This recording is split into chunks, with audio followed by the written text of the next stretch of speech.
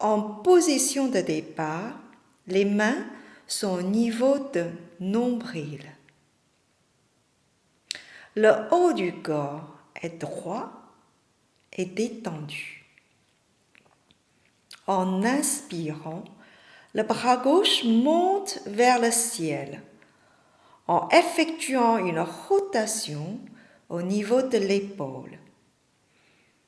Étirez bien les bras. Le bras droit se dirige vers le bas. Paume ouverte en effectuant une rotation au niveau de la hanche. En expirant, on relâche bien les aines. En relâchant bien les aines, ça va provoquer le fléchissement de nos genoux. Et simultanément, on replace les deux mains au niveau de nombril. Pourquoi dans ce mouvement, il y a une montée et une descente? Pour comprendre pourquoi il y a une montée et une descente, on va parler la hâte en médecine traditionnelle chinoise et sa fonction. En chinois, la hâte se prononce pi. C'est un organe, un zang. Elle appartient à l'élément terre. Elle est yin. Elle est couplée à l'estomac qui est yang. L'estomac est un entraille. Fu. La fonction de la hâte, elle extrait les aliments des poissons, le gu qi, qui est le qi des aliments. La hâte commande les muscles et les 4 membres. La hâte s'ouvre à la bouche et se manifeste aux lèvres. Elle sécrète les salives. La hâte abrite aussi la pensée I que je vais expliquer tout à l'heure. Le qi de la hâte gouverne la montée du clair. En chinois, on dit shen qing. Et l'estomac gouverne la descente du trouble, jiang zuo. Lorsque le qi de la hâte n'arrive pas à monter, on aura une sensation pesante dans l'estomac et l'abdomen. Si le qi de l'estomac ne descend pas, on aura la nausée, le hoquet. C'est pour cela que ce mouvement pour stimuler la hâte et l'estomac est forcément une montée et une descente.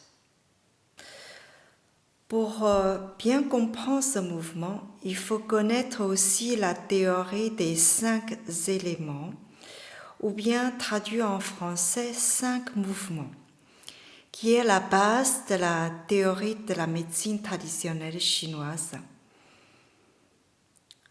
Elle définit un ensemble d'interactions entre les 5 mouvements. Ce sont le cycle d'engendrement et le cycle de contrôle. Dans le cycle de contrôle, chaque élément est contrôlé par un autre élément et en contrôle lui-même un autre.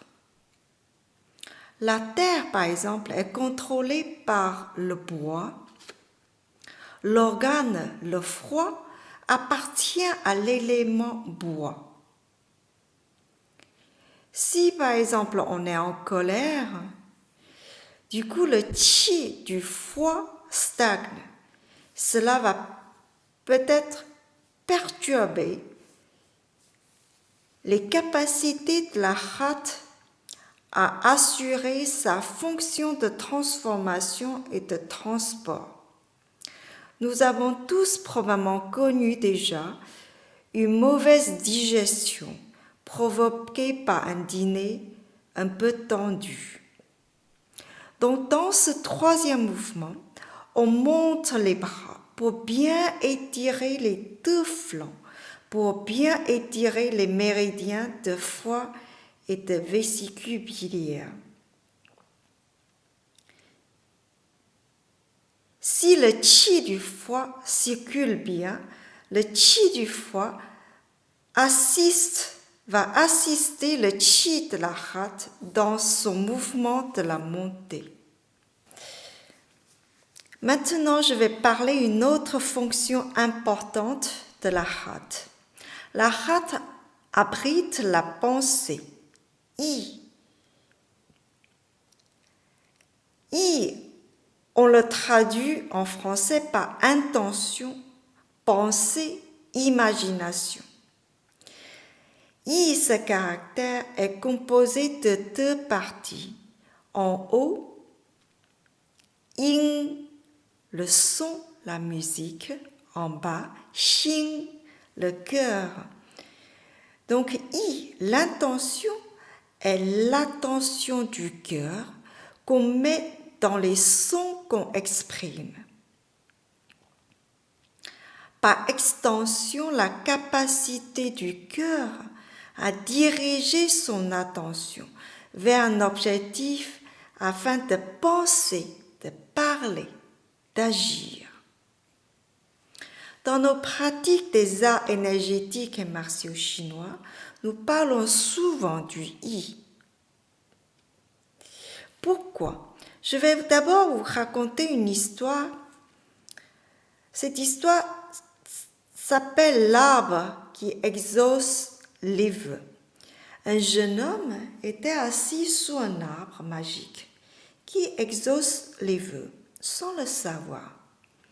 Comme il avait faim, il regarda autour de lui en se demandant s'il y avait quelque chose à manger dans le coin. L'arbre a fait apparaître devant lui des plats délicieux. Rassasié, il se disait que ce serait bien s'il y avait quelque chose à boire. L'arbre a fait tomber un fruit juteux à ses pieds. Le jeune homme regarda l'arbre et l'inquiétude le prit. Peut-être était-ce un mauvais tour joué par des démons. Soudain apparut une bande de démons. Terrorisé, le jeune homme se dit « J'avais raison, c'était un mauvais tour joué par les démons. Je ne vais pas pouvoir vivre longtemps. » À peine cette pensée lui était-elle venue qu'il succomba. Cette histoire montre bien le pouvoir de notre esprit, de nos pensées. Nous passons notre vie assis au pied de l'arbre qui exauce les vœux sans jamais le savoir. Cet arbre est notre esprit, nos pensées. C'est notre esprit qui décide de la façon dont nous vivons des choses. En ce moment, pendant ces périodes de confinement, pourrions-nous faire de ce confinement une occasion de grandir?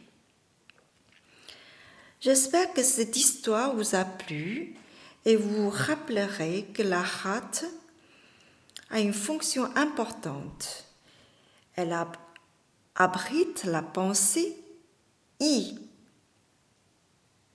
Et la rate appartient à la terre qui représente la stabilité, l'ancrage.